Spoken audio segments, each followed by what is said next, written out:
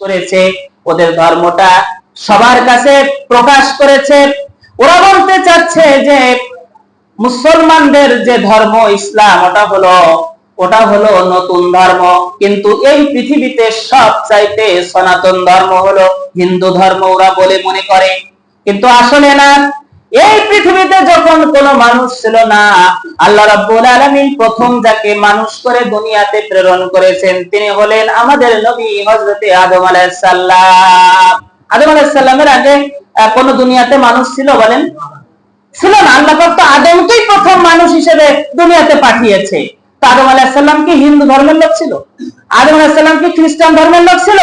না, বরং জান্নাত থেকে যখন আদম আর হাওয়াকে বের করে দিলেন, এই পৃথিবীতে যখন আসলেন, তখন আল্লাহর পক্ষ থেকে তারা একটা বাণী পেয়েছিলেন, ফামান তাবিয়া হুদা। আল্লাহ পাক বলছেন আদম তুমি দুনিয়াতে যাও, দুনিয়াতে যে তুমি পথ হারা হবে না, দুনিয়াতে যে তুমি পথ হারা হবে না, বরং আমার এই জান্নাত থেকে আমার আসমান থেকে একটা পথ তোমার জন্য আমি বাদ দিয়ে দেব। ফামান তাবিয়া হুদা, যে ব্যক্তি সেই হিদায়াতের উপর প্রতিষ্ঠিত থাকবে, ফালা খাউফুন আলাইহিম, তার জন্য কোনো ভয় থাকবে না। আদম আলাইহিস সালাম দুনিয়াতে এসে কি হিন্দু ধর্ম প্রচার করেছে? করেছে? খ্রিস্টান ধর্ম প্রচার করেছে? বৌদ্ধ ধর্ম প্রচার করেছে?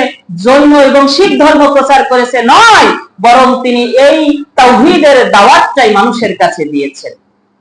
এই কোরআন সাক্ষ্য দিচ্ছে, ইতিহাস সাক্ষ্য দিচ্ছে, হাদিস সাক্ষ্য দিচ্ছে, আদম আলাইহিস সালাম এই দুনিয়াতে এসে আল্লাহর তাওহীদের দাওয়াত প্রচার করতে গিয়ে তিনি বলেছিলেন লা ইলাহা ইল্লাল্লাহু আদম সাফিউল্লাহ।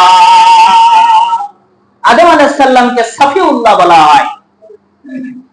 এরপরে হযরতে নূহ আলাইহিস সালাতু ওয়াস সালাম এই দুনিয়াতে আসার পরে তিনি তাওহীদের দাওয়াত প্রচার করেছে।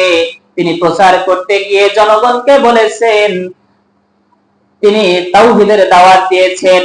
ইব্রাহিম আলাইহিস সালাম দুনিয়াতে এসে তাওহীদের দাওয়াত দিতে গিয়ে বলেছেন লা ইলাহা ইল্লাল্লাহু ইব্রাহিমু খলিলুল্লাহ। মূসা আলাইহিস সালাম দুনিয়াতে এসে তাওহীদের দাওয়াত মানুষের কাছে দিতে গিয়ে বলেছেন লা ইলাহা ইল্লাল্লাহু মূসা কালিমুল্লাহ। ঠিক কিনা?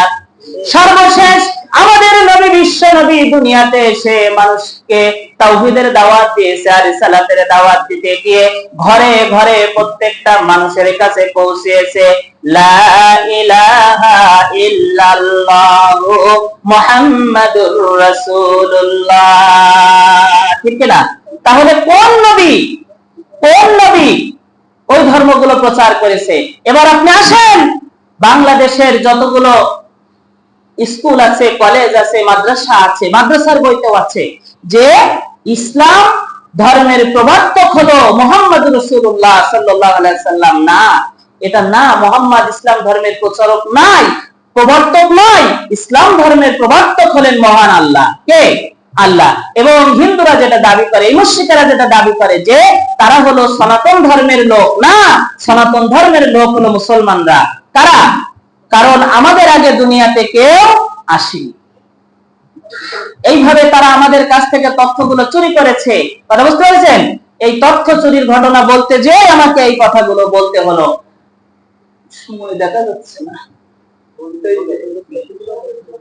সম্মানিত উপস্থিতি, যে সূরাটি আপনাদের সামনে তেলাওয়াত করেছিলাম কয়েকটি, এখানে 19টি আয়াত আছে এই সূরার ভিতরে। তো মাত্র 2টা আয়াত সংক্ষেপে আলোচনা করা গেল। আল্লাহ রাব্বুল আলামিন এই সূরার ভিতরে আমাদেরকে তাওহীদের শিক্ষা দিয়েছে, বিশ্ব নবীকে আল্লাহ পাক কিছু উপদেশ দিয়েছেন। আর সর্বোপরি যে কথাটা এই সূরার ভিতরে আসছে সেটা হলো এই দুনিয়াতে যারা এসেছে, দুনিয়াতে যারা আছে বা এসেছিল, আসবে, একেবারে প্রেজেন্ট, পাস্ট আর ফিউচার, যারা এসেছিল, যারা রয়েছে আর যারা আসবে, তারা সফল হয়ে পরকালে আল্লাহর কাছে যেতে পারবে। অর্থাৎ পরকালীন জীবনে তারা সফল হবে। এই সফল ব্যক্তিদের পরিচয় আল্লাহ পাক এই সূরার ভিতরে তুলে ধরেছেন। তা যদি